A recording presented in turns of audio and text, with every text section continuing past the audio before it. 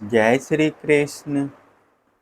तदंतर भगवान श्री कृष्ण ने एक ही मुहूर्त में अलग अलग भवनों में अलग अलग रूप धारण करके एक ही साथ सब राजकुमारियों का शास्त्रोक्त विधि से पानी ग्रहण किया।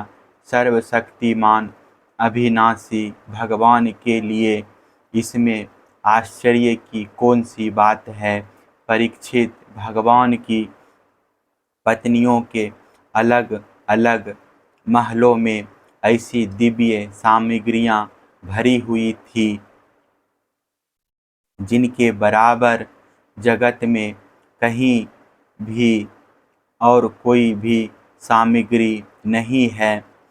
फिर अधिक की तो बात ही क्या है।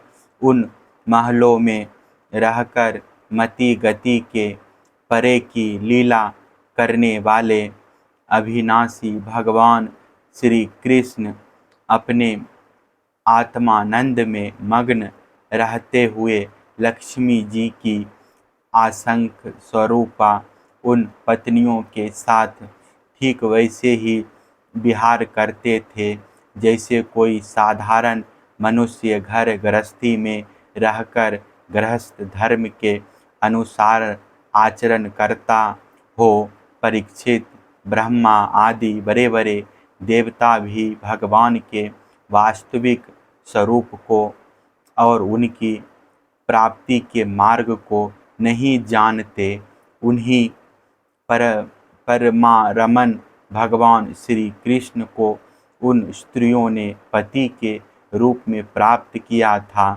अब नित्य निरंतर उनके प्रेम और आनंद की अभिवृद्धि होती रहती थी और वे प्रेम भरी मुस्कुराहट, मधुर चितवन, नव समागम, प्रेमालाप तथा भाव बढ़ाने वाली लज्जा से युक्त होकर सब प्रकार से भगवान की सेवा करती रहती थी।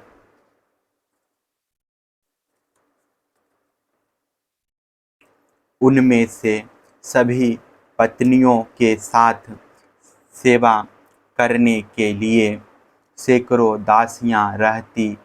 फिर भी जब उनके महल में भगवान पधारते तब वे स्वयं आगे जाकर आदरपूर्वक उन्हें लिवा लाती, श्रेष्ठ आसन पर बैठाती, उत्तम सामग्रियों से पूजा करती, चरण कमल पखारती, पान लगाकर खिलाती, पांव दबाकर थकावट दूर करती, पंखा झलती, इत्र, फूलेल, चंदन आदि लगाती, फूलों के हार पहनाती, केश संवारती, सुलाती, स्नान कराती और अनेक प्रकार के भोजन कराकर अपने ही हाथों भगवान की सेवा करती।